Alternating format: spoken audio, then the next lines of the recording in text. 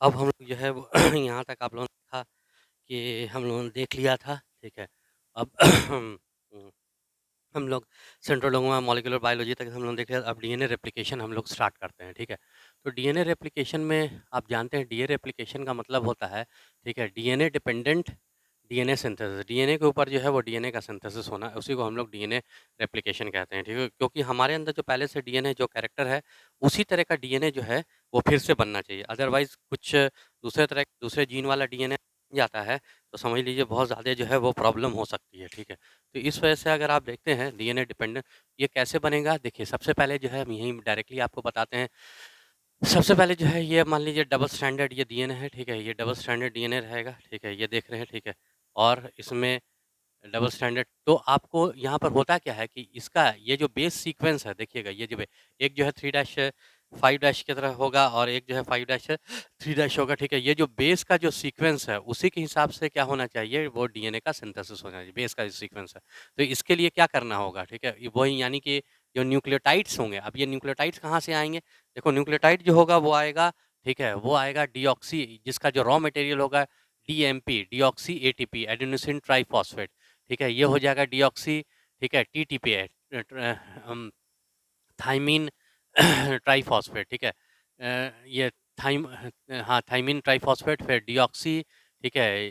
GTP guanosine triphosphate और उसके बाद फिर क्या हो जाएगा? हाँ, फिर ये adenosine triphosphate, thymine triphosphate, guanosine triphosphate और उसके बाद यूटीपी तो नहीं होगा क्योंकि यूरेसिल जो होता है वो आपको डीएनए में नहीं होगा, तो यहाँ पर जो हो जाएगा सीटीपी हो जाएगा यानी डीऑक्सी, ठीक है? डीऑक्सी मतलब ये साइटिडीन ट्राइफॉस्फेट है, 3 फॉस्फेट में जुड़ा हुआ है।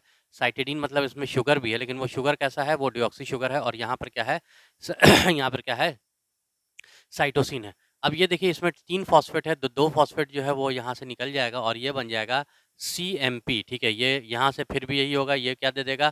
ठीक है, जीएमपी दे देगा, गुआनोसिन मोनोफॉस्फेट। अरे गुआनोसिन मोनोफॉस्फेट ही तो न्यूक्लियोटाइड होता है, ठीक है? न्यूक्लियोटाइड के बारे में आपने पढ़ा 4 तरह का न ठीक है, ऐसे तो वो जो है वो 5 तरह का न्यूक्लियोटाइड हो सकता है, लेकिन एक तो है गुआनाइलिक एसिड, एक तो यहाँ देखिए गुआनाइलिक एसिड, साइटिडाइलिक एसिड, ठीक है? थाइमिडाइलिक एसिड और एडिनाइलिक एसिड, ठीक है? ये क्या दे देगा? ये जो है एएमपी दे देगा और ये जो है वो अगर आप देखेंगे डी, ठीक है, टीएमपी दे देगा। यही है, यही सब देखेंगे, ये सब क्या है, ठीक है, ये सब जो है न्यूक्लियोटाइड है जो पूरे मीडियम में जो है वो पूरे मीडियम में न्यूक्लियस में फैला रहेगा। इन्हीं न्यूक्लियोटाइड को जोड़ते हुए चले जाना है, यानी इनके बीच में फॉस्फोडाइस्टर बॉन्ड बनाते हुए चले जाना है, इसी को हम लोग डीएनए रेप्लिकेशन कहेंगे। लेकिन इसका जो सीक्वेंस होगा, ठीक है, कि ये सीक्वेंस जो होगा वो इसी के हिसाब से होगा, इसी के ही मतलब ये जो सीक्वेंस होगा, इसी के मतलब इसी के कॉरेस्पॉन्डिंग होगा और यहाँ से जो है वो फॉस्फोडाइस्टर बॉन्ड जोड़ते चले जाना है और सब जो है वो जुड़ते चला जाएगा। तो आप देखेंगे सबसे पहले देखो अब ये तो है इससे इसके सामने तभी ये आ सकेगा जब इसके साथ हाइड्रोजन बॉन्ड बनाएगा, तो ये तो इसके साथ हाइड्रोजन बॉन्ड बनाया हुआ है तो ये तो बनाएगा नहीं। तो ये सब हाइड्रोजन बॉन्ड को क्या करना होगा? ब्रेक करना होगा। तो सबसे पहले एक एंजाइम हम लोग डालेंगे जिसको हम लोग कहते हैं हेलिकेज़, ठीक है? हेलिकेज़ जो है उतना लिखेंगे नहीं, ठीक है? हेलिकेज़ जिसको आप अनवाइंडिंग प्रोटीन भी कहते हैं, अनविंडेज भी कहते हैं। हेलिकेज़ भी कहते हैं, अनवाइंडिंग प्रोटीन भी कहेंगे, अनविंडेज भी कहेंगे। उससे क्या होगा? ठीक है? हेलिकेज़ से ठीक है वो ठीक है, अनवाइंडिंग प्रोटीन है। ये जो इसमें वाइंडिंग जो है हाइड्रोजन बॉन्ड की वजह से वो ब्रेक कर देगा। तो ब्रेक करने की वजह से जैसे ही ये हाइड्रोजन बॉन्ड को ये ब्रेक करेगा हेलिकेज़, आप जानते हैं दोनों जो नेगेटिवली चार्ज है एक-दूसरे से दूर जाएँगे और ये क्या हो जाएगा एक-दूसरे से ये दूर चले जाएँगे। ये देखिए, ये जो है वो आपको एक-दूसरे से दूर चले गए। ठीक है? तो यहाँ पर जो है एक फ़ोक का फ़ॉर्मेशन हुआ है। इसको आप क्या बोलते हैं? रेप्लिकेटिंग फ़ोक कहते हैं। ठीक है? और यहाँ पर जो है यही देखिए यहाँ पर कौन-सा एंजाइम है? वो हेलिकेज़ है। यहाँ पर क्या है? हेलिकेज़ है। ये जल्दी-जल्दी बता रहे हैं हेलिकेज़ है। अच्छा, अब देखोगे एक चीज़ यहाँ पे गौर कर रहे होंगे कि ये जब इसकी जो है अनकॉइलिंग जब होगी तो यहाँ पर एक जगह पे जैसे आप तार को भी खींचते हैं तो एक जगह पे काफ़ी ज़्यादा ठीक है, काफ़ी कंडेंस कॉइलिंग हो जाती है। क्या हो जाती है? काफ़ी ज़्यादा कंडेंस कॉइलिंग हो जाती है, देख रहे हैं। तो ये जो है ये सुपर कॉइल इसको कहते हैं। सुपर कॉइल को भी ये जो है क्या करना होगा? वो रिलैक्स करना होगा। तो सुपर कॉइल को रिलैक्स करने के लिए अच्छा रुक जाइए 1 मिनट। पता चला कि भाई ये हेलिकेज़ जो है, ये हेलिकेज़ इसको ये ब्रेक करते हुए आ रहा है और पीछे से ये फिर से हाइड्रोजन बॉन्ड की वजह से फिर से जुड़ता हुआ चला रहा है। तो ऐसा होना नहीं चाहिए। इसलिए नहीं होना चाहिए, ऐसा नहीं होता है इसलिए नहीं क्योंकि यहाँ पर जो है एक और प्रोटीन रहता है, एक और जो है एंजाइम रहता है, जिसको आप कहते हैं एसएसबी ठीक है? सिंगल स्ट्रैंड बाइंडिंग प्रोटीन ठीक है? ये तो हो गया तुम्हारा हेलिकेज़ हो गया। ये क्या हो गया? सिंगल स्ट्रैंड बाइंडिंग प्रोटीन हो गया। सिंगल स्ट्रैंड बाइंडिंग को नाम से पता कर लीजिए सिंगल स्ट्रैंड ठीक है? ये सिंगल स्ट्रैंड से बाइंड कर जाता है और फिर से इसको जुड़ने से रोक देता है, ठीक है?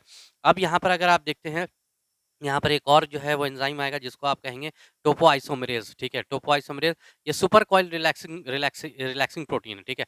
ये 2 हो सकता है, 1 एंड 2 भी हो सकता है। सुपर कॉइल रिलैक्सेशन प्रोटीन 1 जो रहेगा वो एक स्ट्रैंड को काट करके वो उल्टा इसको उल्टा रिवर्स डायरेक्शन में घुमाएगा और सुपर कॉइल जो यहाँ पे बना हुआ है, देखिए यहाँ पे उतना नहीं है, यहाँ पे सुपर कॉइल बना हुआ है। इसको क्या कर देगा रिलैक्स कर देगा।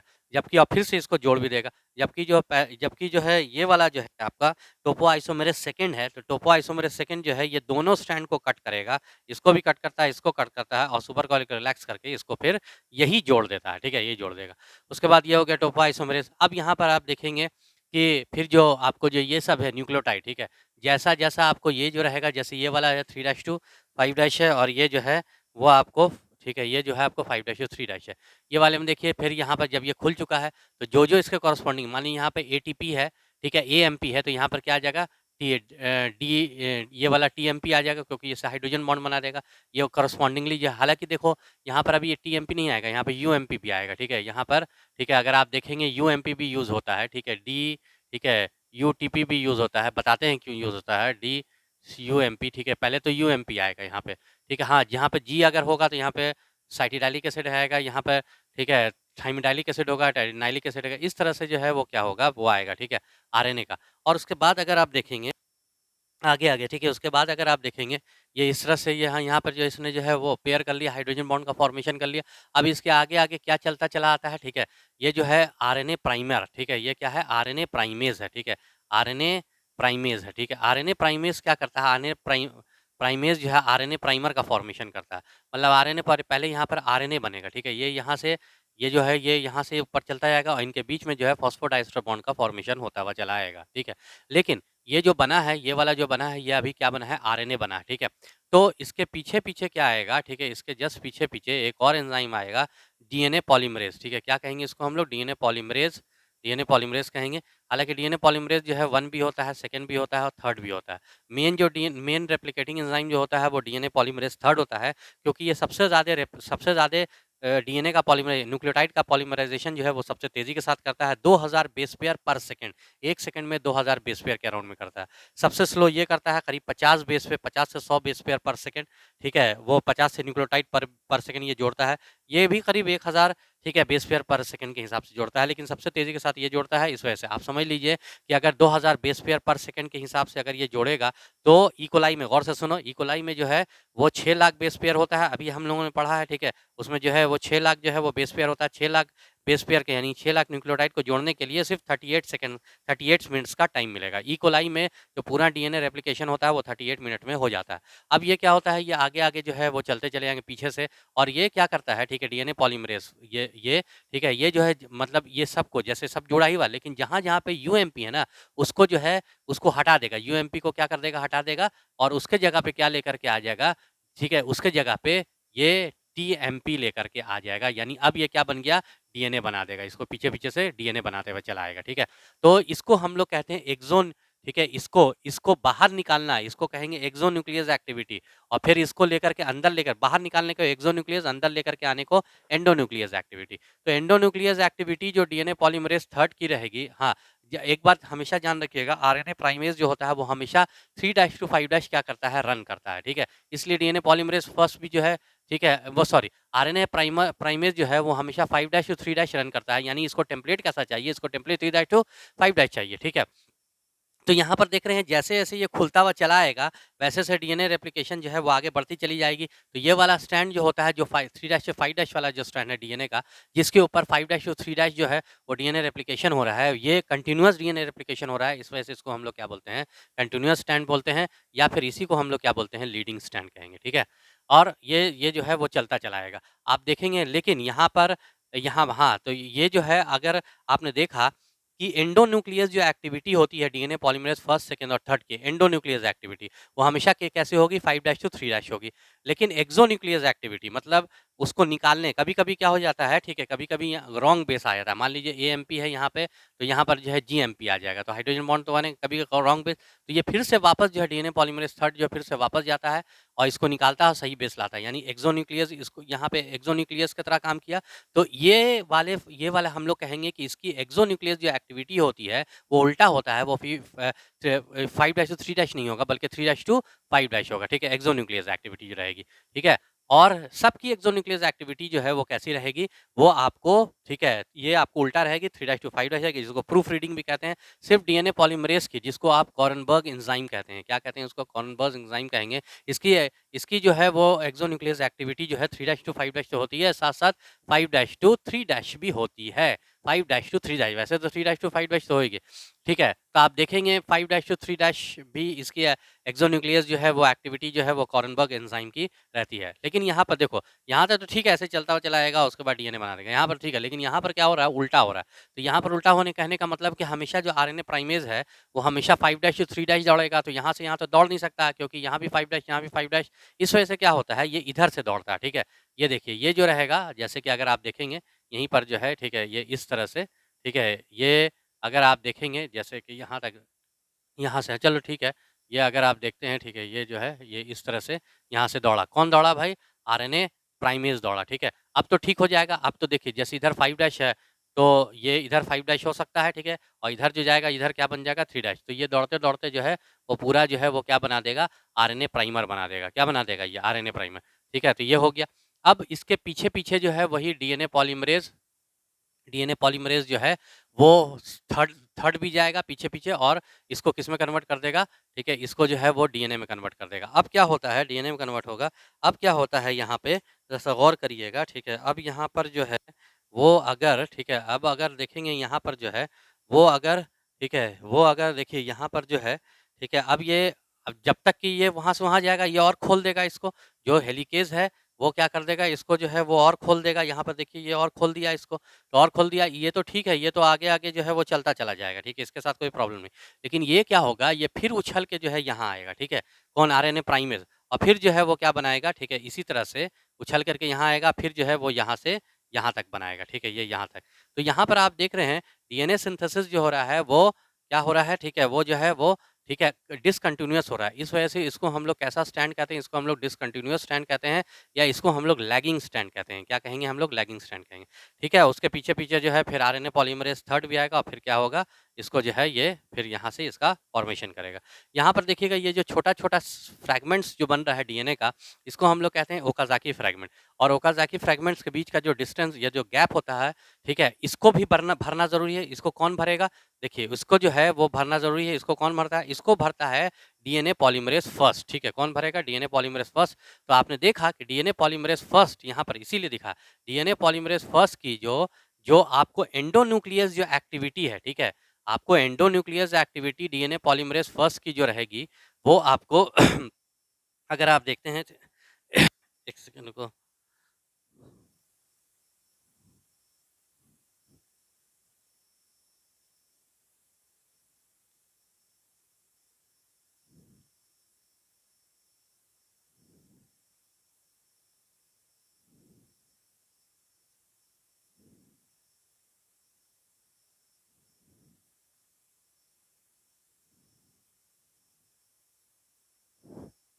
हाँ, देखो, तो यहाँ पर आप देखेंगे तो इसकी जो है यहाँ पर जो आरएनए जो रहेगा उसको ये क्या करेगा, हटाएगा। तो आप देखेंगे कि इसकी मतलब डीएनए पॉलीमरेज़ फर्स्ट की ये जो इसकी हमने क्या बोला था आपको, इसका जो है वो इसका जो है वो तुम्हारा एक्सोन्यूक्लियस एक्टिविटी जो रहेगी वो 3 टू 5 तो रहेगी, ठीक है? 3 टू 5 में थाइमिन डाइमर को ये क्या करता है, थाइमिन डाइमर को ये क्या हटाता है, ठीक है? एक्सोन्यूक्लियस करेगा, हटाएगा। और यहाँ पर जो है, ठीक है, यहाँ पर जो है वो आरएनए प्राइमर को ये क्या करता है, 5 टू 3 जाता है। ये देखो 5 टू 3 जो जाएगा, वो आरएनए यहाँ पर रहेगा ना पहले से आरएनए प्राइमर, उसको ये क्या कर देगा, हटा देगा। हटाने के बाद यहाँ पर ये क्या ले आएगा, डीएनए ले आएगा। डीएनए ले आया, ठीक है, गैप तो समझ लीजिए कि वो जो ओकाज़ाकी फ्रैगमेंट का गैप है वो तो भर दिया डीएनए पॉलीमरेज़ फर्स्ट में, लेकिन अभी भी अटैचमेंट नहीं हुआ है। ये सारे को अटैच कौन कर देगा, सबसे आखिरी में जोड़ कौन देगा? लाइगेज़ जो है आप जानते हैं वो क्या कर देगा, इस तरह से जोड़ देगा। तो ये फिर ये यहाँ से यहाँ तक खुलेगा, फिर उछल करके जो है वो यहाँ आएगा, इसके पीछे डीएनए पॉलीमरेज़ आरएनए प्राइमेज़ आएगा, फिर जो है वो डीएनए पॉलीमरेज़ 3 भी आएगा और उसके बाद फिर जो है यहाँ पे बनाएगा, फिर यहाँ पे Okazaki fragments gap between Okazaki fragment को फिल करेगा डीएनए पॉलीमरेज़ फर्स्ट, ठीक है? डीएनए पॉलीमरेज़ फर्स्ट, ठीक है? जो कि आप 5' से 3' जाएगा और उसके बाद जाने के बाद फिर गैप जो बचेगा, ठीक है? वो भर देगा, भरने के बाद ज़ाहिर डीएनए से गैप ईंटा पत्थर थोड़ी ना बढ़ाएगा, डीएनए से भराएगा और वो भर देगा, उसके बाद अटैचमेंट सारे गैप्स, सारे सेगमेंट्स के बीच में अटैचमेंट कौन कर देता है? ये अटैचमेंट कर देता है लाइगेज़, ठीक है? तो ये हो गया तुम्हारा क्या लाइगेज़, यही है, ठीक है, डीएनए सिंथेसिस, ठीक है, डीएनए रेप्लिकेशन। आपने डीएनए रेप्लिकेशन का कुछ कुछ जो है वो आपने ये यहाँ पर जो है वो प्रॉपर्टीज़ देखी। क्या प्रॉपर्टी देखी भाई? डीएनए सेमी कंज़र्वेटिव होता है। डीएनए रेप्लिकेशन जो है वो क्या होगा? सेमी कंज़र्वेटिव होगा। डीएनए रेप्लिकेशन जो है सेमी कंटीन्यूअस या सेमी डिसकंटीन्यूअस रहेगा। डिस कन सेमी कंटीन्यूअस भी हो सकता है और सेमी जो है वो डिसकंटीन्यूअस भी हो सकता है। सेमी जो है वो क्या होगा? डिसकंटीन्यूअस भी हो जाएगा और फिर semi conservative, semi continuous, semi discontinuous और ठीक है, एक और जो है वो यूनि डायरेक्शन या बाई डायरेक्शन दोनों हो सकता है। यूनि डायरेक्शन भी हो सकता है और बाई डायरेक्शनल भी हो सकता है। यहाँ पर देखिएगा, यहाँ पर हमेशा जो है वो यूनि डायरेक्शनल हो रहा है। लेकिन कई बार जो है बैक्टीरिया वगैरह या 5174 एडिनोफेज में, ठीक है, एडिनोवायरस में ये बाई डायरेक्शनल होता है, ठीक है। जैसे ये जो है इस तरह से यहाँ पर उसमें रहता है, ये इस तरह से इधर भी ये डीएनए रेप्लिकेशन होगा, इधर भी डीएनए रेप्लिकेशन, तो ये बाई डायरेक्शन, यूनि डायरेक्शन दोनों हो सकता है। सेमी कंटीन्यूअस, सेमी डिसकंटीन्यूअस दोनों हो सकता है, यानी एक स्ट्रैंड जो है कंटीन्यूअसली होगा, दूसरा स्ट्रैंड डिसकंटीन्यूअस होगा। सेमी कंजर्वेटिव होता है, मतलब अगर आप देखिएगा कि ये 2 डीएनए बनेगा, एक ये डीएनए बन जाएगा, एक ये डीएनए बन जाएगा, उसमें से एक स्ट्रैंड जो है वो पुराना रहेगा, एक स्ट्रैंड नया रहेगा, एक स्ट्रैंड पुराना रहेगा, एक स्ट्रैंड नया रहेगा। ऐसा नहीं रहता है कि पुराना वाला अलग हो जाएगा और दोनों नया वाले जो है जुड़ जाते हैं, ठीक है? ये कंजर्वेटिव होता है। इसको किसने प्रपोज़ किया था? हाँ, एक चीज़ और, डीएनए का आपको जानते हैं, डीएनए को सबसे पहले आइसोलेट, ठीक है, आइडेंटिफाई एंड आइसोलेट, सबसे पहले सेल से बाहर किसने निकाला था और उसको आइडेंटिफ़ाई किसने किया था? उसको किया था, ठीक है, फ्रिडजिट मिशनर ने, ठीक है, किसने किया था? फ्रिडजिट मिशनर ने, और इसका नाम क्या दे दिया गया? न्यूक्लिन नाम दे दिया गया था, न्यूक्लिन। बाद में जा कर के, ठीक है, वो डीएनए जो नाम दिया था वो ऑल्टमैन ने नाम दिया था डीएनए, ठीक है, न्यूक्लिन नाम दिया था फ्रिडजिट मिशनर ने, एनसीईआरटी में दिया हुआ है। और उसके बाद आप देखिए फुल्जन, ठीक है, फुल्जन एक साइंटिस्ट है जिसने डीएनए को कलर किया था, डीएनए को स्टेन किया था बाय, और जिस स्टेन से ये जिस स्टेन से फुल्जन ने उसको स्टेन किया था, उसको हम लोग फुल्जन स्टेन कहते हैं। क्या कहते हैं उसको? हम लोग फुल्जन स्टेन।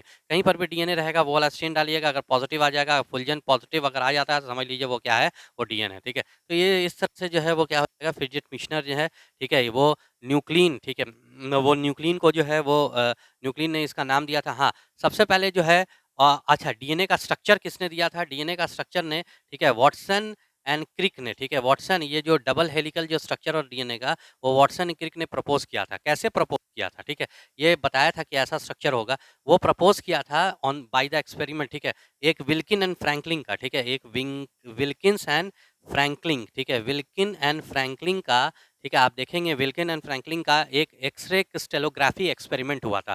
तो एक्स-रे से उसने जो है विंकिल एंड फ्रैंकलिन ने एक्स-रे से वो, ठीक है, डीएनए की थिकनेस नापने की जो है वो कोशिश की थी। एक्स-रे से डीएनए की थिकनेस नापने का 20 एंगस्ट्रॉम आया था। तो उसी के बेसिस पे वो जो डेटा आया था एक्स-रे डिफ्रैक्शन का जो डेटा आया था विल्किन एंड फ्रैंकलिन एक्सपेरिमेंट का, उसी के डेटा के बेसिस पे वाटसन एंड क्रिक ने डीएनए का स्ट्रक्चर बना दिया था, ठीक है। अच्छा, सेमी कंजर्वेटिव जैसे वाटसन एंड क्रिक ने जो है वो प्रपोज़ किया था, वाटसन एंड क्रिक ने यहाँ पर भी क्या प्रपोज़ किया कि भाई डीएनए रेप्लिकेशन जो है वो क्या होता है? सेमी कंजर्वेटिव होता है। इसको प्रूफ किसने किया? एक तो प्रूफ किया था मिचेल्सन एंड स्टाल ने। किसने प्रूफ किया? मिचेल्सन स्टाल ने प्रूफ किया। एंड ठीक है, एक और हुआ जीएच टेलर ने। जीएच टेलर ने भी क्या किया था? उसको प्रूफ किया था। ठीक है, तो ये जो है मिचेल्सन स्टाल ने जो है वो कैसे प्रूफ किया था? ये सबसे पहले जो है वो उन्होंने, ठीक है, मिचेल्सन स्टाल का एक्सपेरिमेंट जो है वो अगर आप देखेंगे कि मिचेल्सन स्टाल देखिए, सबसे पहले इसने क्या किया? इकोलाई ले लिया, ठीक है, क्या ले लिया? यहाँ पर जो है वो इकोलाई लिया और इकोलाई यहाँ पर एक मीडियम लिया, ठीक है, यहाँ पर मीडियम मतलब इसमें जो है वो मीडियम जो लिया था वो N15 मीडियम लिया था। क्या लिया था? N15। देखो N15 मीडियम क्यों लिया? देखिए, आप डीएनए को किस चीज़ से स्टेन करेंगे? डीएनए को उसी चीज़ से स्टेन करेंगे जिस चीज़ से डीएनए बना हुआ है। डीएनए जो है वो नाइट्रोजन से बना हुआ है। तो यहाँ पर इसने जो है हेवी नाइट्रोजन लिया, रेडियो एक्टिव नहीं था, साफ एनसीईआरटी में लिखा हुआ है, हेवी नाइट्रोजन है, N15 ले लिया और इससे क्या कर, अगर आप देखेंगे, ठीक है, फिर इस है वो अगर यहाँ पर एक बैक्टीरियोफेज से तो इसके ऊपर जो है वो अटैक कर दिया था बैक्टीरियोफेज से। Just a minute.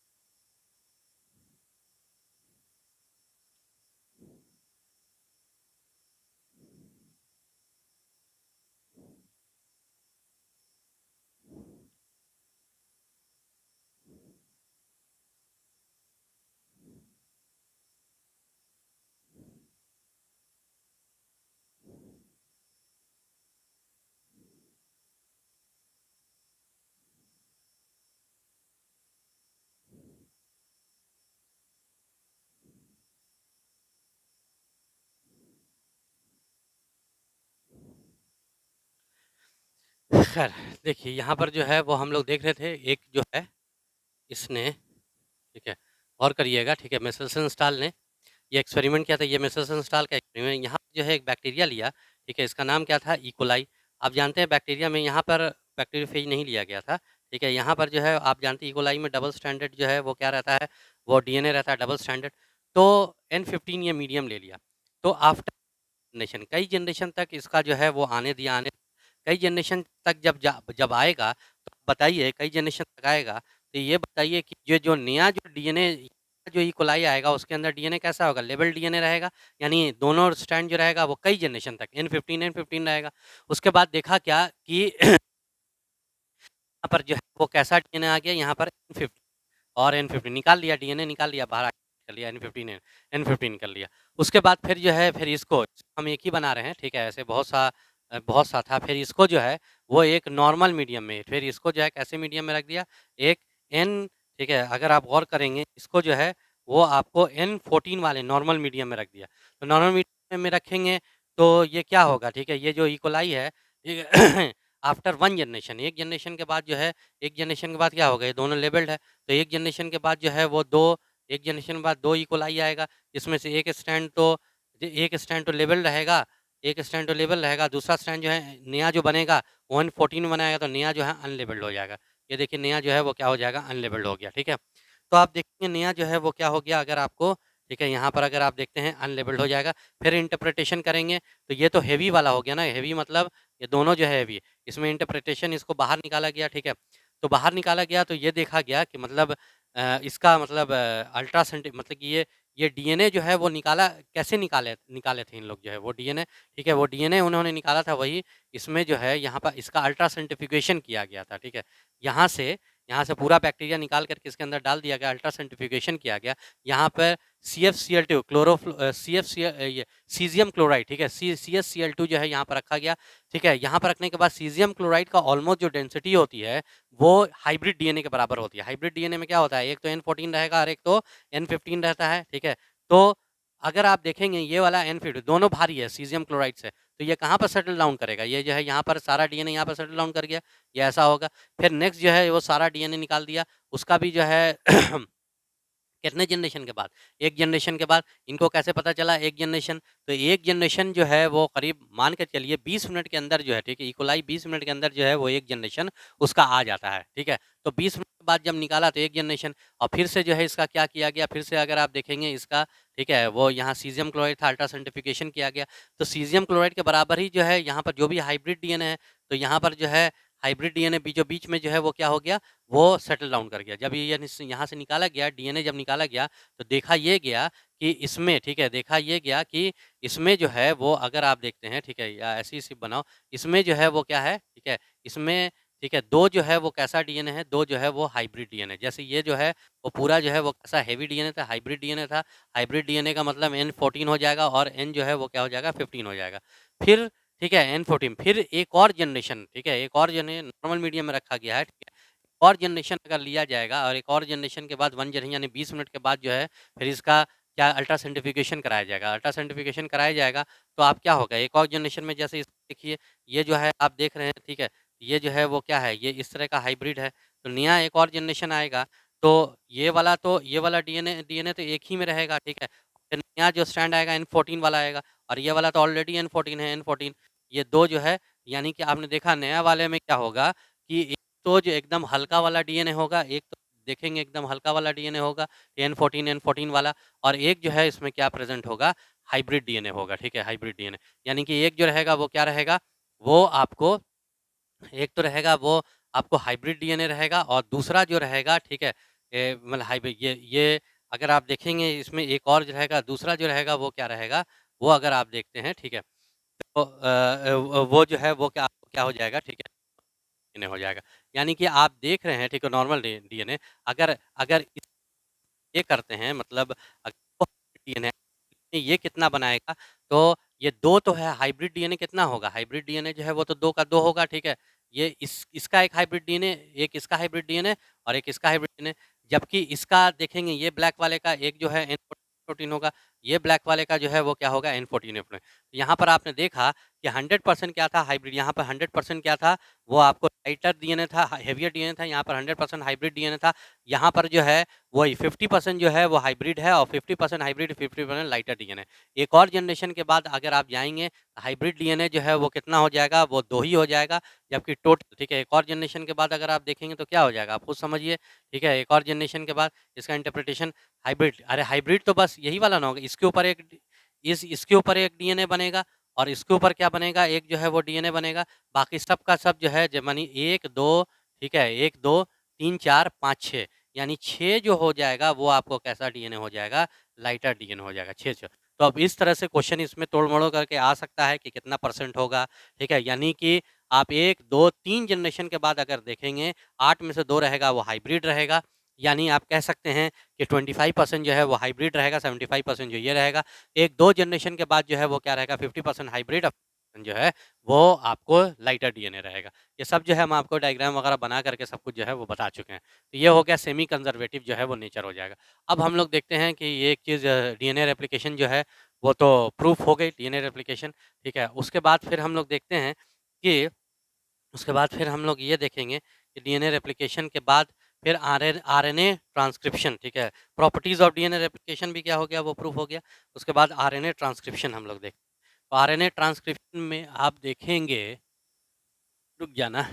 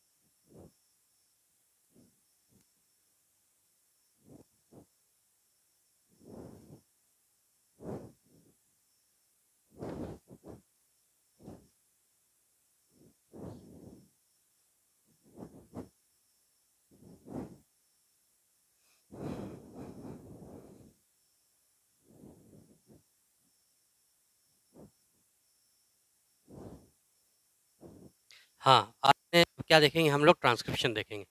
देखिए आरएनए ट्रांसक्रिप्शन का मतलब होता है कि डीएनए के ऊपर जो है वो आरएनए का सिंथेसिस करना, ठीक है? तो आप देखेंगे यही आप जैसे-जैसे देखेंगे कि डीएनए में यहाँ पर जो है डीएनए तो बहुत बड़ा रहता है, और डीएनए में यहाँ पर मान लीजिए यहाँ से यहाँ तक जो है वो क्या रहेगा, वो स्ट्रक्चरल जीन रहता है। वो क्या रहता है? स्ट्रक्चरल जीन रहेगा, ठीक है? स्ट्रक्चरल जीन के थोड़ा-सा एक आगे में, मतलब कुछ रीजन में एक पी साइट रहती है। क्या रहती है? पी साइट रहती है, और पीछे में जो है वो टी साइट रहती है, ठीक है? तो अगर आप देखेंगे पी साइट रहेगा, दूसरा क्या रहेगा? टी साइट रहेगा। तो अगर आप देखते हैं ये पी साइट प्रमोटर साइट होता है, ठीक है? और यहाँ पे टी साइट है जिसको टर्मिनेटिंग साइट कहते हैं, ठीक है? अच्छा, आप देखेंगे 2 स्ट्रैंड जो है इसमें रहेगा, एक 3 डैश टू 5 डैश, एक जो है 5 डैश टू 3 डैश होगा। तो 2 स्ट्रैंड में आप एक चीज़ गौर करेंगे ज़रा-सा, ठीक है? एक चीज़ गौर करेंगे 2 स्ट्रैंड में, जो स्ट्रैंड, ठीक है, 3 डै जिसका जिसका 3 डैश जो है वो पी साइड की तरफ रहेगा, उसी को वही जो है उसको हम लोग टेम्पलेट स्ट्रैंड कहते हैं। मतलब इसी के ऊपर क्या होता है, आरएनए का सिंथेसिस होता है, क्योंकि आरएनए का सिंथेसिस जो है वो दोनों स्ट्रैंड पे नहीं हो सकता है। तो इसी पे आरएनए का सिंथ अगर दोनों स्ट्रैंड पे आरएनए का सिंथेसिस होगा तो आरएनए जो है वो क्या हो जाएगा, वो दोनों जुड़ जाएगा, ठीक है? आरएनए क्या हो जाता है, वो दोनों जुड़ जाएगा और फिर आरएनए फिर प्रोटीन का फॉर्मेशन नहीं कर सकेगा। तो यहाँ पर अगर आप देखते हैं, ये जो अगर आप देख रहे हैं, ये वाला जो अगर आप देख रहे हैं, तो ये जो है वो आपको, ठीक है, ये जो है टेम्पलेट स्ट्रैंड भी इसको कहेंगे, इसको हम लोग जो है मास्टर स्ट्रैंड भी कहते हैं और इसी को जो है हम लोग जो है वो सेंस स्ट्रैंड भी कहते हैं कि इसके इसी के ऊपर आरएनए से। जबकि दूसरा वाला है, ये नॉन टेम्पलेट स्ट्रैंड है, ये कोडिंग स्ट्रैंड भी कहेंगे या फिर जो है इसको, ठीक है, या फिर जो है इसको एंटी सेंस स्ट्रैंड भी कहते हैं। इसके ऊपर जो एंटी सेंस स्ट्रैंड, इसके ऊपर जो है वो आपको आरएनए सिंथेसिस नहीं होगा, ठीक है? स्ट्रक्चरल जीन ये प्रेज़ेंट रहेगा। अब देखो थोड़ा-सा हम फ़र्क बता देते हैं, ठीक है? यहाँ पर अगर ये प्रोकैरियोट है, ठीक है? प्रोकैरियोट यहाँ पर जो है, जीन में बहुत सारा क्या होता है, सिस्ट्रॉन होता है। क्या होता है? सिस्ट्रॉन, ठीक है? देखो सिस्ट्रॉन जो होता है, जीन ये सिस्ट्रॉन जो होता है वो फंक्शनल यूनिट ऑफ जीन है, ठीक है? ये क्या है? फंक्शनल यूनिट ऑफ जीन है, ठीक है? सिस्ट्रॉन, ठीक है? अगर आप देखेंगे, अगर ये प्रोकैरियोट है, तो प्रोकैरियोट में जो है वो बहुत सारा क्या रहेगा, वो सिस्ट्रॉन प्रेज़ेंट रहेगा। इसको ऐसे को, ठीक है, आप ऐसे को, अच्छा एक चीज़ और जान लीजिए, जैसे कि हमने आपको एक बताया था ना, जैसे अभी जो है हमने आपको बताया था कि जहाँ से डीएनए रेप्लिकेशन जो है वो स्टार्ट हो रहा था, जहाँ से डीएनए रेप्लिकेशन जो स्टार्ट हो रहा था, वो वाले साइट को हम लोग क्या बोलते हैं, रेप्लिकॉन कहते हैं, ठीक है? तो प्रोकैरियोट में एक ही रेप्लिकॉन होता है, क्योंकि प्रोकैरियोट का डीएनए जो है वो छोटा होता है, मोनो रेप्लिकॉनिक होता है, जबकि यूकैरियोट में बहुत सारा रेप्लिकॉन होता है, मल्टी रेप्लिकॉनिक होता है, रेप्लिकॉन का नंबर जो है उसमें बहुत ज़्यादा होता है, ठीक है? मल्टी रेप्लिकॉनिक होगा। तो आप देखेंगे ज़रा-सा, ठीक है, मल्टी रेप्लिकॉनिक होगा, वैसी जो है बस ध्यान रखिएगा, यूकैरियोट्स जो है मल्टी रेप्लिकॉनिक होगा, क्योंकि बहुत जगह से एक साथ जो है रेप्लिकेशन स्टार्ट होता है। अच्छा, सिस्ट्रॉन आप देख रहे हैं। ये प्रोकैरियोट जो है, इसको हम लोग ये प्रोकैरियोट जो है उसको हम लोग, ठीक है, पॉलीसिस्ट्रॉनिक जो है वो कहते हैं। पॉलीसिस्ट्रॉनिक इसलिए कहते हैं क्योंकि इसमें बहुत सारा क्या है, सिस्ट्रॉन है, ठीक है? और यही अगर यूकैरियोट्स जो होगा ना, तो हर एक सिस्ट्रॉन के बीच में यहाँ पर कुछ सेगमेंट, ठीक है, कुछ पोर्शन जो है वो आपको ये जो है जैसे अगर आप देखेंगे, ठीक है, वो अम, अ, ज एक सेकंड, ठीक है, स्ट्रक्चरल जीन है, आप देख रहे हैं जैसे कि ये सिस्ट्रॉन सब में जो है वो क्या होगा, इसमें बहुत सारा, यहाँ पर जो कुछ जो पार्ट जो होगा उसको हम लोग क्या, कुछ जो पार्ट जो होगा उसको हम लोग क्या कहते हैं, उसको हम लोग कहेंगे नॉन सिस्ट्रॉन, ठीक है? वो कैसा होता है, नॉन सिस्ट्रॉन। तो आप देखेंगे, ये यूकैरियोट की बात बताइए, यूकैरियोट्स में जो है वो क्या रहता है, नॉन सिस्ट्रॉन रहता है। तो आप देखेंगे कि यहाँ पर नॉन सिस्ट्रॉन है। तो ये जो सिस्ट्रॉन की एक अलग जो है, वो सिस्ट्रॉन यूकैरियोट में सिस्ट्रॉन जो है, दोनों नॉन सिस्ट्रॉन, ठीक है, नॉन सिस्ट्रॉन से क्या रहता है, वो दोनों तरफ से जो है वो घिरा रहता है। मतलब कह लीजिए कि उसकी एक अलग आइडेंटिटी दूसरे सिस्ट्रॉन से एक सिस्ट्रॉन यूकैरियोट्स में अलग होता है। इस वजह से यूकैरियोट में हम सिस्ट्रॉन की अलग आइडेंटिटी होती है। इस वजह से यूकैरियोट्स में उसको हम लोग मोनोसिस्टोनिक कहते हैं, ठीक है? जीन कैसा होगा, ठीक है? जीन जो होगा वो यूकैरियोट्स में जीन कैसा होगा, स्ट्रक्चर मोनोसिस्टोनिक में कैसा होगा, वो आप सिस्टोनिक होगा, ठीक है? अब देखिए क्या है, देखिए ये जो है अगर आप देख रहे हैं, जीन उसको कहते हैं जो आरएनए का सिंथेसिस करता है, ठीक है? जीन वो functional part of D gene उस सेगमेंट ऑफ डीएनए को कहते हैं, ठीक है? डीएनए के उस सेगमेंट को हम लोग जीन कहते हैं जो आरएनए का सिंथेसिस करता है।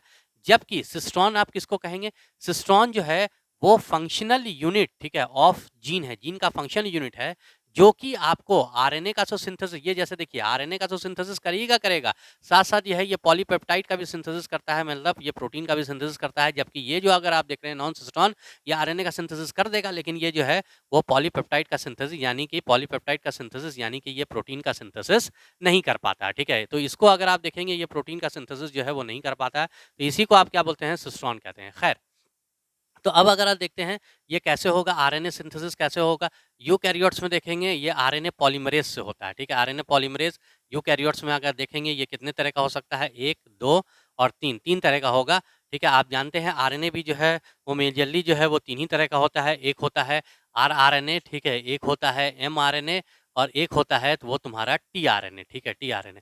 आरआरएनए का मतलब होता है राइबोसोमल आरएनए, ठीक है? राइबोसोमल आरएनए ये सबसे ज़्यादा होता है, ये करीब-करीब राइबोसोम पूरे सेल में 80% जो रहेगा वो आरएनए का राइबोसोम, क्योंकि राइबोसोम्स का फॉर्मेशन करता है, स्ट्रक्चरल रोल है इसका, और जो चीज़ स्ट्रक्चर में चली जाती है, वो जो है वो बहुत दिन तक वो रहती है। जैसे ये मकान ही बना हुआ है, इस मकान में जो है ईंट वगैरह जो रहती है वो स्ट्रक्चर में चली गई है, इसको बनाने वाले इंसान जो ख़त्म हो गए, लेकिन अभी भी जो है वो ईंट जो है वो स्ट्रक्चर में चली गई, इस वजह से जो आज भी मतलब एग्ज़िस्ट कर रही है। तो वही जो स्ट्रक्चरल रोल है, ठीक है, राइबोसोमल आरएनए, ये जो राइबोसोमल आरएनए का स्ट्रक्चर एंड कैटालाइटिक रोल होता है, ये कैटालाइटिक रोल भी इसका रहता है, क्योंकि कैटालाइटिक रोल कैसे होता है भाई, कि ये जो है अगर राइबोसोम से प्रोटीन का यानी एंजाइम का फॉर्मेशन होता है, इस वजह से कैटालाइटिक रोल भी होता है। एमआरएनए जो है मैसेंजर आरएनए है, ठीक है? यहाँ से ये जो डीएनए, ठीक है? डीएनए जो है वो बनाएगा, वो क्या बनाएगा?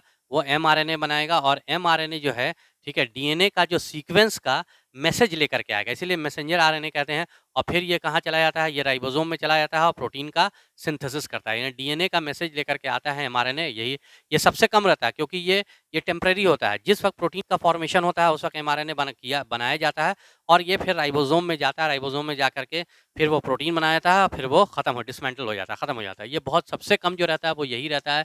वो कितना हो जाएगा? ये करीब-करीब आप समझ लीजिए 5 से 10% रहता है, ठीक है? या और भी कुछ कम हो सकता है, 5 से 10%।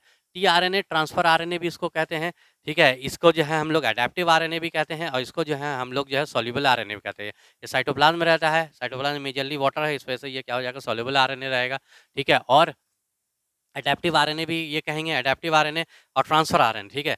ये जो आपको राइबोसोम, अगर आप देखें राइबोसोम तक एमिनो एसिड्स को लेकर के ट्रांसफर कराना, ठीक है? ये किसका काम होता है? ये टीआरएनए, ये देखो टीआरएनए।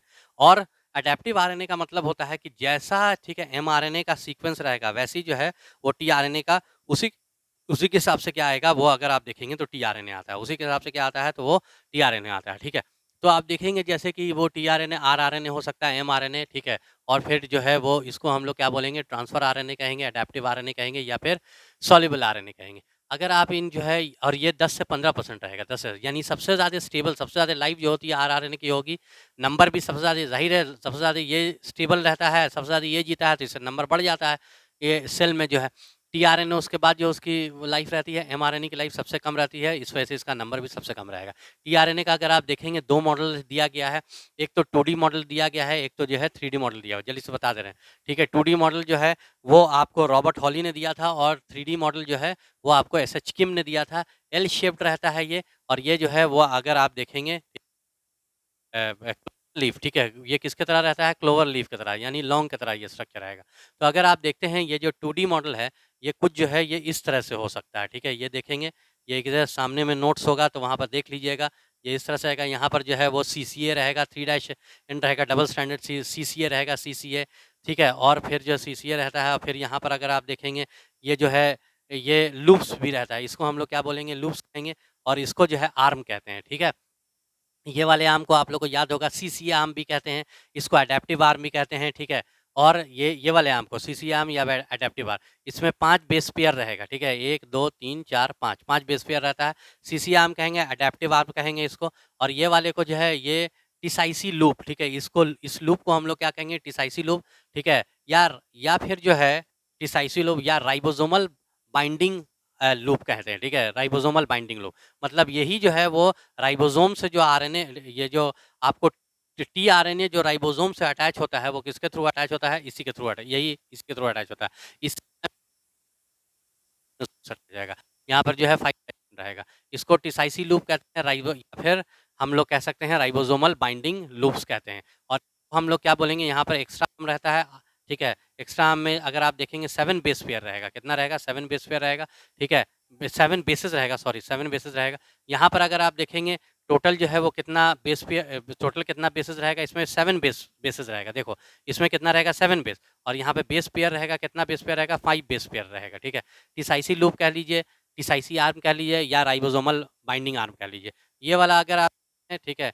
ये वाला जो है वो आपको एंटी कोडन, यहाँ पर एंटी कोड रहता है। ये जो देख रहे हैं ना आप लोग, इसको ये कोडोन रहता है एमआरएनए पे या टीआरएनए पे, एंटी कोड रहता है।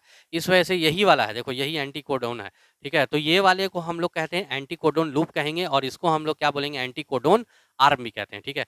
5 बेस पेयर, जैसे यहाँ पे 5 बेस पेयर, यहाँ पर भी 5 बेस पेयर, यहाँ पर 7 बेस पेयर, यहाँ पर भी 1, 2, 3, 4, 5, 6, 6 और एक और नहीं, 1, 2, 3 4, 5, 6, 7, ठीक है, हाँ, 7 जो है वो क्या रहता है, वो बेसेस रहता है, 7 बेसेस, ठीक है। इसको आप जो कहते हैं डीएचयू लूप कहते हैं, क्या बोल डिहाइड्रोयूरिडीन लूप कहेंगे, ठीक है। इसमें 8 से 12 जो है वो बेस पेयर्स रहता है, 8 से 12 जो है वो बेस पेयर रहेगा, बेसेस रहेगा, सॉरी। और ये जो अगर आप देख रहे हैं, इसको amino acyl synthetase binding arm, ठीक है, इसको हम लोग क्या कह सकते हैं, अमीनो अकाइल, ठीक है, कुछ भी कह सकते हैं, डीएचयू आर्म भी कह सकते हैं, ठीक है। और इसको जो है वो आपको डीएचयू लूप भी कह सकते हैं, या amino acyl synthetase synthetase binding loop भी कह सकते हैं, और क्या कह सकते हैं, बाइंडिंग लूप भी कह रहे हैं, अमीनो बाइंडिंग लूप भी कहेंगे, ठीक है, इसको कहेंगे। और इसको आप क्या बोलेंगे, अमीनोकाइल सिंथेटिस बाइंडिंग आर्म भी कह सकते हैं, 4 बेस पेयर रहेगा, ठीक है, 4 बेस पेयर रहेगा, या फिर अमीनोकाइल सिंथेटिस बाइंडिंग आर्म भी कह सकते हैं, या डीएचयू आर्म भी कह सकते हैं। ये जो है आपको 2D मॉडल हो गया, एक्स्ट्रा आर्म हो गया, ये एक्स्ट्रा आर्म रहता है, ठीक है, इसमें बेस पेयर नहीं रहेगा, बेसेस रहेगा, 7 बेसेस रहेगा, एक्स्ट्रा आर्म कह लीजिए, एक्स्ट्रा लूप कह लीजिए, ठीक है, या फिर जो है मिनी लंप, मिनी लूप कह लीजिए, mini lump, mini loop, extra arm, extra loop, ये सब आपके नोट्स में सब लिखाया हुआ है, ठीक है। एल शेप जो है ये 2D स्ट्रक्चर है। पुराने वाले एनसीईआरटी में यही वाला डायग्राम दिया हुआ था, लेकिन नए वाले एनसीईआरटी में जो 2D 3D स्ट्रक्चर दिया हुआ है, एल शेप, ये देखिएगा ये कैसे होगा, जैसे ये देखेंगे, जैसे इस तरह से होगा, ठीक है, ये इस तरह से, ठीक है। अगर आप देखते हैं ये ऐसे 3D स्ट्रक्चर का फॉर्मेशन कर देता है, 3D स्ट्रक्चर का, जैसे कि ये, ठीक है, यहाँ पर जो रहेगा वो क्या रहेगा, वही सीसीए आर्म रहेगा, 3 डैश रहेगा, यहाँ पर एक लूप रहेगा, यहाँ पर, ठीक है, इस लूप को हम लोग क्या बोलेंगे, इस लूप को वही डिसाइसी लूप कहेंगे, ठीक है। यहाँ पर एक लूप रहेगा, इस लूप को आप क्या बोलेंगे, इसको हम लोग जो है वो डीएचयू लूप कहेंगे, ठीक है, ये वाला लूप। और यहाँ पर जो रहेगा वो 3 बेस ये रहेगा, इस लूप को हम लोग क्या बोलते हैं, इस लूप को हम लोग राइबोसोमल बाइंडिंग लूप कहेंगे, ये वाले लूप को हम लोग क्या बोलेंगे, राइबोसोमल बाइंडिंग लूप। इसमें 3 जो है वो क्या रहेगा, बेसेस रहेगा, 3 जो है अनपेयर्ड बेस रहेगा, जिससे आकर के एमआरएनए इसी से आकर के क्या होता है, अटैच होता है। ये जो है आपको अगर देखेंगे तो ये तुम्हारा कैसा स्ट्रक्चर हो गया, ये तुम्हारा जो है वो तुम्हारा 3D स्ट्रक्चर हो गया। खैर, आरएनए के बारे में तो बात हो गई, उसके बाद फिर हम लोग देखते हैं कि यहाँ पे, ठीक है, यहाँ पर अब डीएनए सिंथेसिस कैसे होगा। तो ये डीएनए सिंथेसिस यूकैरियोट्स में जो है वो आपको आरएनए पॉलीमरेज फर्स्ट से होगा, सेकंड से होगा, थर्ड से होगा। आरएनए पॉलीमरेज फर्स्ट जो है आरआरएनए का फॉर्मेशन करेगा, ठीक है, आरएनए का फॉर्मेशन करेगा, 28 एस आरएनए का, 18 एस आरएनए का और 5.8 एस आरएनए का फॉर्मेशन, सब 8-8 वाला का फॉर्मेशन जो है आरआरएनए, ठीक है, ये आरआरएनए का फॉर्मेशन, ठीक है, कौन सा आरआरएनए, 28 एस, 18 एस, 5.8। ये जो है आपको टीआरएनए का फॉर्मेशन करेगा, यानी टीआरएनए का फॉर्मेशन करने से पहले एचएनआरएनए का फॉर्मेशन होता है, तो ये टीआरएनए यानी एचएनआरएनए का फॉर्मेशन करेगा, और ये जो है वो आपको एमआरएनए का फॉर्मेशन करेगा। लेकिन एमआरएनए के फॉर्मेशन करने के बाद जो है, ठीक है, ओ सॉरी, हम ये गलती लिख दिए, ये जो है एमआरएनए का, एचएनआरएनए का फॉर्मेशन, उसके बाद एमआरएनए का फॉर्मेशन करेगा, और ये जो है वो क्या करेगा, टीआरएनए का फॉर्मेशन करेगा। ये टीआरएनए के साथ-साथ करने के साथ-साथ कुछ आरआरएनए का ही फॉर्मेशन करता है, जैसे 5s आरआरएनए का फॉर्मेशन करेगा ये, ठीक है। एसएनआरएनए का फॉर्मेशन करता है, ठीक है, स्मॉल न्यूक्लियर आरएनए का, एससीआरएनए का फॉर्मेशन करता है, स्मॉल साइटोप्लाज्मिक आरएनए का फॉर्मेशन करेगा, ये 3 वाला, ठीक है। तो टीआरएनए का फॉर्मेशन, आरआरएनए, कौन सा आरआरएनए, 28, 18 और 5.8 एस वाला नहीं, 5s आरआरएनए का फॉर्मेशन करेगा, एसएनआरएनए, एससीआरएनए का फॉर्मेशन करता है। उसके बाद फिर अगर आप देखते हैं, एससीआरएनए का फॉर्मेशन करेगा, उसके बाद लेकिन प्रोकैरियोट में अगर आप देखेंगे, तो प्रोकैरियोट में जो आरएनए पॉलीमरेज़ होता है, ठीक है, आरएनए पॉलीमरेज़ जो होता है, उसको हम लोग होलो एंजाइम कहते हैं। क्या कहते हैं? Holo enzyme. ये होलो एंजाइम में जो है वो 2 पार्ट रहता है। एक कोर एंजाइम रहता है जिसको कोर पॉलीमरेज़ कहते हैं, ठीक है? और दूसरा होता है सिग्मा फैक्टर। दूसरा क्या हो जाएगा? वो तुम्हारा सिग्मा फैक्टर हो जाएगा। तो कोर पॉलीमरेज़ अगर देखेंगे, ये इस तरह का जो है वो क्या रहेगा, कोर पॉलीमरेज़, सब डायग्राम बनाया हुआ है यहाँ पे। ओमेगा रहेगा, अल्फा रहता है, बीटा और बीटा डैश रहता है ना? अल्फा जो है वो किससे बाइंड करेगा? अल्फा जो है वो आपको, ठीक है, वो आपको पी साइट से बाइंड करता है, ठीक है। अल्फा जो है, दोनों अल्फा सब यूनिट जो है, 5 सब यूनिट रहता है इसमें, वो पी साइट से बाइंड करेगा, ठीक है। बीटा जो है वो तुम्हारा, ठीक है, बीटा जो है वो तुम्हारा जो है पी साइट से बाइंड करेगा, बीटा जो है वो तुम्हारा न्यूक्लियोटाइड से बाइंड करेगा, और ये जो है बी जो है वो आपको टेम्पलेट साइट से बाइंड करेगा। टेम्पलेट साइट मतलब ये वाला टेम्पलेट स्ट्रैंड से बाइंड करेगा, ये वाला जिसको आप सेंस स्ट्रैंड या मास्टर स्ट्रैंड भी कहते हैं, टेम्पलेट से बाइंड करेगा, कोर पॉलीमरेज़, ठीक है। उसके बाद अगर आप देख रहे हैं कोर पॉलीमरेज़, उसके बाद अगर आप देखें सिग्मा फैक्टर, ठीक है, वो क्या है, सिग्मा फैक्टर भी अगर अगर जो है सिग्मा फैक्टर, इसको इनिशिएटिंग फैक्टर कहते हैं। क्या कहते हैं? Initiating factor. ये आपको किसमें इनिशिएट करेगा, मतलब यही जो है वो आपको, ठीक है, वो पी साइट को पहचानता है। आप देखेंगे पी साइट में कुछ स्पेशल टाइप का जो है बेस सीक्वेंस रहता है, उसी को सिग्मा फैक्टर जो है वो पहचानता है, ठीक है। वो बेस सीक्वेंस अगर हम लोग और करते हैं वो क्या हो सकता है, जैसे प्रोकैरियोट्स में जो है वो अगर देखेंगे और यूकैरियोट्स में देखें, प्रोकैरियोट्स में इसको टाटा बॉक्स कहते हैं, क्या कहेंगे? टाटा बॉक्स कहेंगे, या इसी को जो है वो हम लोग टाटा बॉक्स भी कह सकते हैं, या इसी को हम लोग जो है वो प्रिमनाउ बॉक्स भी कह सकते हैं, ठीक है? ये क्या कहेंगे? प्रिमनाउ बॉक्स भी कहते हैं। टाटा बॉक्स का मतलब टीए के यहाँ पर जो है वो अगर आप देखेंगे टीए का जो है वो ये सीक्वेंस रहता है। टीए का क्या रहेगा? सीक्वेंस रहेगा टाटा बॉक्स। और यूकैरियोट्स में भी जो है वो रहेगा, ठीक है? अगर आप देखेंगे यूकैरियोट्स ये तो मतलब टाटा बॉक्स जो होगा वो आपको प्रोकैरियोट्स का होगा, ठीक है? और यूकैरियोट्स का अगर आप देखेंगे तो इसमें, ठीक है, यू यूकैरियोट्स में अगर आप देखेंगे तो ये दूसरे तरह का होता है, ठीक है? तो ये अगर आप देख रहे हैं जैसे कहाँ चले, हाँ, टाटा बॉक्स भी हो जाएगा और फिर प्रिमनाउ बॉक्स भी होता है। प्रिमनाउ बॉक्स में क्या होगा, ठीक है, टाटा जो रहेगा और उसके बाद एटी भी रहेगा, ठीक है? और क्या रहेगा? टाटा और एटी। यहाँ पर देखिएगा टीए, ठीक है, टाटा बॉक्स या टीए, एटी, ठीक है, प्रिमनाउ बॉक्स। ये आपको किसमें प्रेज़ेंट रहेगा? ये आपको प्रोकैरियोट में। और यूकैरियोट्स में वही अगर आप देखेंगे इसको हम लोग क्या बोलते हैं, ठीक है, जो सीक्वेंस जो रहेगा जिसको ये जो है इनिशिएटिंग फैक्टर, सिग्मा फैक्टर पहुँचाता है उसको हॉग्नोस बॉक्स कहते हैं। वो हॉग्नोस बॉक्स का मतलब टाटा और टीएटी, ठीक है? ये जो सीक्वेंस जो रहेगा, जैसे मान लीजिए पी साइट है, तो यहाँ पर यही सीक्वेंस रहता है, टी टीएटी, ये सीक्वेंस रहेगा। इसी को जो है खास तरह का सीक्वेंस है। हाँ, एक कार्ड बॉक्स भी हो सकता है, ठीक है? यूकैरियोट्स में कार्ड बॉक्स भी होगा, ठीक है? ठीक है, ये क्या हो सकता है? सीएएटी, ठीक है? सीएएटी, यानी याद रखिएगा आप लोग जो है वो प्रोकैरियोट्स में जो है वो क्या होगा, वो तुम्हारा प्रोकैरियोट्स में जो है वो टाटा बॉक्स हो सकता है, या फिर जो है प्रोकैरियोट्स में वो टाटा बॉक्स होगा, या फिर जो है वो तुम्हारा प्रिमनाउ बॉक्स होगा। प्रिमनाउ बॉक्स का मतलब टाटा और एटी, ठीक है? टाटा और एटी। और वही अगर प्रो यूकैरियोट्स में अगर आप देखेंगे हॉग्नस बॉक्स होगा जिसको आप टाटा प्लस टीएटी, ठीक है? टीए और प्लस टीएटी रहेगा, ठीक है? और दूसरा क्या हो सकता है वो अगर आप देखते हैं तो हॉग्नस, दूसरा क्या हो सकता है वो तुम्हारा कार्ड बॉक्स भी होता है, ये यूकैरियोट्स में हो सकता है। तो आपने देखा यहाँ पर जो है, ठीक है, यहाँ पर जो आपने देखा कि आरएनए पॉलीपेप्टाइड, ठीक है, कोर एंजाइम, ठीक है। अब देखिए ये होता ये है कि जैसे चला गया, हाँ, यहाँ ये होता ये है कि अब जैसे इसका हम लोग प्रोकैरियोट का जैसे हम लोग देखते हैं, तो प्रोकैरियोट का अगर आप देखते हैं तो यहाँ पर आता है, ठीक है, ये इसके साथ लगा रहता है, सिग्मा फैक्टर लगा रहता है।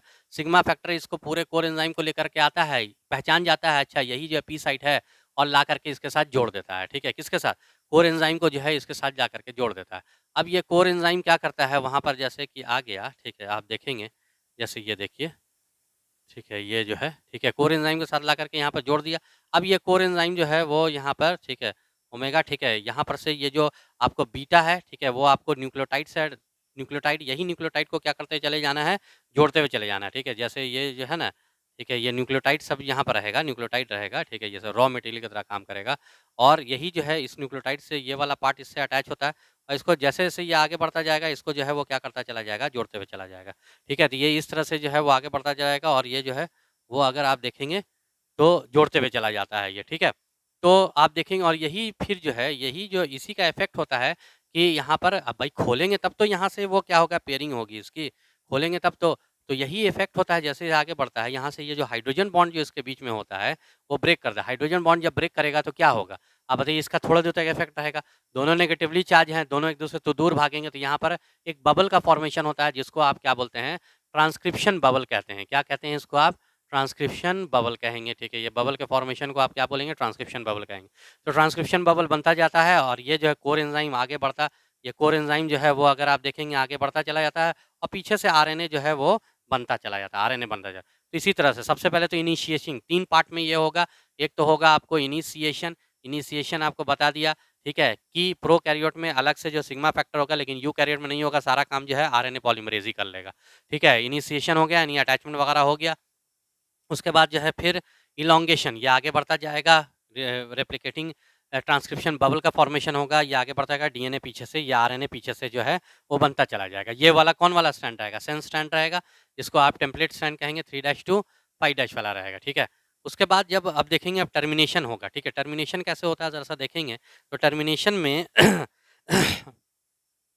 टर्मिनेशन में आप देखते हैं, ज़रा समझ जाइएगा, ठीक है? टर्मिनेशन में जैसे अगर आप देखेंगे, 1 सेकंड, यहाँ पर जो साइट होती है जिसको आप क्या बोलते हैं, ठीक है? टर्मिनेटिंग साइट कहते हैं। क्या कहते हैं इसको आप? इसको आप कहेंगे टर्मिनेटिंग साइट। ये देखिए, ये इस तरह से। टी साइट जिसको आप टर्मिनेटिंग साइट वो वाला साइट, ठीक है। यहाँ पर जो है वो आप देखते हैं ख़ास तरह का, ठीक है। ये ख़ास तरह का, ठीक है। अब टर्मिनेशन यहाँ पर ख़ास तरह का एक स्ट्रक्चर रहता है डीएनए का। ये कौन-सा साइट है? ये टी साइट है। यहाँ पर एक ख़ास तरह का स्ट्रक्चर रहेगा। इस स्ट्रक्चर को हम लोग ये जो है क्रूसिफ़ॉर्म स्ट्रक्चर कहते हैं। ये वाला जो देख रहे हैं ना आप क्रूसिफ़ॉर्म स्ट्रक्चर कहेंगे। आपको स्ट्रक्चर से देखने ही से पता चल जाता होगा कि यहाँ पर डीएनए का जो स्पीड होती होगी वो बहुत स्लो हो जाती होगी। बिल्कुल स्लो हो जाती है, बात तो सही है। यहाँ पे डीएनए की स्पीड जो है वो क्या हो जाती है? बहुत ही स्लो हो जाती है। जब डीएनए की स्पीड बहुत ज़्यादा स्लो हो जाती है तो ये 2 तरह से इनका, ठीक है, रिलीज़ होता है। 2 तरह से टर्मिनेशन करता है। एक होता है रो डिपेंडेंट, एक क्या हो जाता है? रो डिपेंडेंट होता है और दूसरा होता है रो इंडिपेंडेंट, ठीक है। दूसरा रो इंडिपेंडेंट, ठीक है। टर्मिनेटिंग फैक्टर है ये रो डिपेंडेंट। रो डिपेंडेंट जो होगा वो रो एक फैक्टर होगा। जब यहाँ पर इस तरह से आएगा, ये जो क्रूसिफ़ॉर्म स्ट्रक्चर होगा डीएनए में, तो वहाँ पर आरएनए की स्पीड जो है वो क्या हो जाती है? बहुत ही स्लो डाउन हो जाती है, ठीक है। आप देखेंगे यहाँ पर आरएनए की स्पीड जो है बहुत स्लो डाउन हो जाएगी। तो जैसा डीएनए होगा वैसा जो है वो आरएनए भी बनेगा। यहाँ पर देखिए ये आर